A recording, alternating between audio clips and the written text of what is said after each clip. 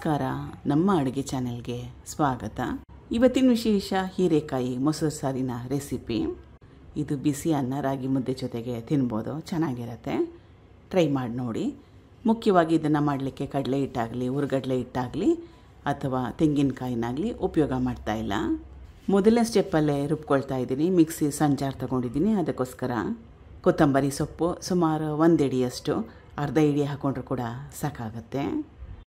ಹಸಿರು ಮೆಣಸಿನ್ಕಾಯಿ 3, ಹಸಿ ಶುಂಠಿ ಬೆಳ್ಳುಳ್ಳಿ ಕಡಿಮೆ ಕ್ವಾಂಟಿಟಿಯಲ್ಲಿ ಹಾಕ್ಕೊಳ್ಳಿ. 2 ಪದಾರ್ಥಗಳನ್ನ. ಜೀರಿಗೆ ಸಣ್ಣ ಚಮಚದಲ್ಲಿ 1 ಚಮಚದಷ್ಟು.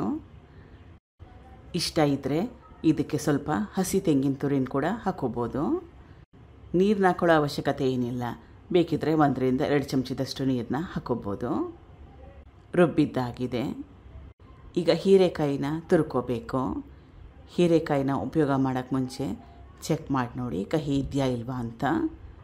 ನಾನು ಮೀಡಿಯಮ್ ಸೈಜು 2 ಹೀರೆಕಾಯಿನ ಉಪಯೋಗ ಮಾಡ್ತಾಯಿದ್ದೀನಿ. ಹೀರೆಕಾಯಿ ನಾನು ಉಪಯೋಗ ಮಾಡಿರೋದು ತುಂಬಾ ಎಳೆಯದು. ಬೀಜ ಕೂಡ ಸರಿಯಾಗಿ ಬಲ್ತಿಲ್ಲ, ಅಷ್ಟು ಎಳೆದಾಗಿದೆ, ಫ್ರೆಶ್ ಆಗಿದೆ. ಸಿಪ್ಪೆನ ಸುಮಾರು ಮಟ್ಟಕ್ಕಷ್ಟು ತೆಗೆದಿದ್ದೀನಿ. ಹೀರೆಕಾಯಿ ಸಿಪ್ಪೆ ಏನಾದರೂ ಜಾಸ್ತಿ ಇದ್ದರೆ ಅದರಲ್ಲಿ ಚಟ್ನಿ ಮಾಡ್ಕೋಬೋದು, ಚೆನ್ನಾಗಿರುತ್ತೆ. ಅದರ ರೆಸಿಪಿ ನನ್ನ ಚಾನಲಲ್ಲಿದೆ, ಚೆಕ್ ಮಾಡಿ. ಅಥವಾ ಯೂಟ್ಯೂಬಲ್ಲಿ ಸರ್ಚ್ ಮಾಡಿದ್ರೆ ಬೇರೆ ಯಾರ್ದಾದ್ರೂ ವಿಡಿಯೋ ಕೂಡ ಸಿಗುತ್ತೆ. ಹೀರೆಕಾಯಿ ಚಟ್ನಿ ಹೇಗೆ ಮಾಡೋದು ಅಂತ ಸರ್ಚ್ ಮಾಡಿ ನೋಡಿ. ಈಗ ಹೀರೆಕಾಯಿನ ತುರಿದಿದ್ದಾಗಿದೆ. ಇಷ್ಟು ಹೀರೆಕಾಯಿ ಹಾಕ್ಕೊಂಡ್ರೆ, ಅಂದರೆ 2 ಮೀಡಿಯಮ್ ಸೈಜ್ ಹೀರೆಕಾಯಿನ ಉಪಯೋಗ ಮಾಡಿದ್ರೆ ಸಾಕಾಗುತ್ತೆ. ಮೊದಲೇ ಹೇಳ್ದಂಗೆ ನಾನು ಉಪಯೋಗ ಮಾಡಿರೋದು ತೀರಾ ಎಳೆದಾಗಿ ಮತ್ತು ಫ್ರೆಶ್ ಆಗಿರೋ ಹೀರೆಕಾಯಿ. ಮುಂದಿನ ಸ್ಟೆಪ್ಪಲ್ಲಿ ಬಾಣಲೆ ಇಟ್ಕೊಂಡಿದ್ದೀನಿ.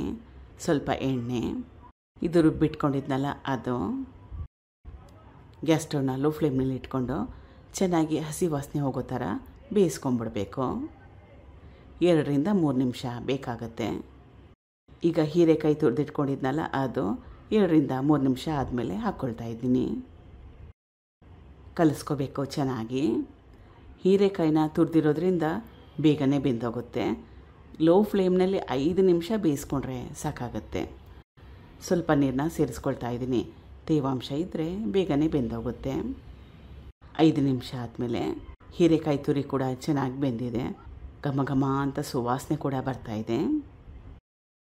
ಮುಂದಿನ ಸ್ಟೆಪ್ನಲ್ಲಿ ಇದನ್ನು ತಣ್ಣಗಾಗಕ್ಕೆ ಬಿಡಬೇಕು. ತಣ್ಣಗಾಗಿದೆ ಇವಾಗ. ಇದು ಗಟ್ಟಿ ಮಜ್ಜಿಗೆ ಅಥವಾ ಮೊಸರನ್ನ ಕೂಡ ಉಪಯೋಗ ಮಾಡ್ಬೋದು.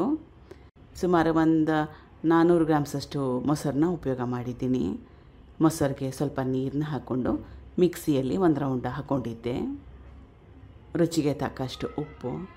ಕನ್ಸಿಸ್ಟೆನ್ಸಿನ ನೋಡಿ ನಿಮಗೆ ಮತ್ತಷ್ಟು ತೆಳುವಾಗಿ ಬೇಕನ್ನಂಗಿದ್ರೆ ನೀರನ್ನ ಸೇರಿಸ್ಕೋಬೋದು. ಉಪ್ಪು ಹಾಕ್ಕೊಂಡ್ಮೇಲೆ ಚೆನ್ನಾಗಿ ಕಲಿಸ್ಕೋಬೇಕು. ಕುದಿಸ್ಕೊಳ್ಳೋ ಅವಶ್ಯಕತೆ ಇಲ್ಲ, ಕುದಿಸ್ಕೊಳ್ಳೇಬಾರ್ದು. ಒಗ್ಗರಣೆ ಸೇರಿಸ್ಕೊಳ್ತಾ ಇದ್ದೀನಿ. ಒಗ್ಗರಣೆಗೆ ಎಣ್ಣೆ, ಸಾಸಿವೆ, ಜೀರಿಗೆ, ಹಿಂಗು, ಕರಿಬೇವಿನ ಸೊಪ್ಪು, ಒಣಮೆಣಸಿನಕಾಯಿನ ಉಪಯೋಗ ಮಾಡಿದ್ದೆ.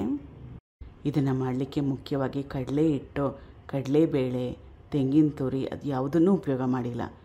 ಸಿಂಪಲ್ಲಾಗಿ ಮಾಡಿದ್ದೀನಿ, ಆದರೂ ಕೂಡ ಸಕ್ಕ ಟೇಸ್ಟಿಯಾಗಿತ್ತು. ಬಿಸಿ ಅನ್ನದ ಜೊತೆಗೆ ಪರ್ಫೆಕ್ಟಾಗಿರುತ್ತೆ. Thank you for watching.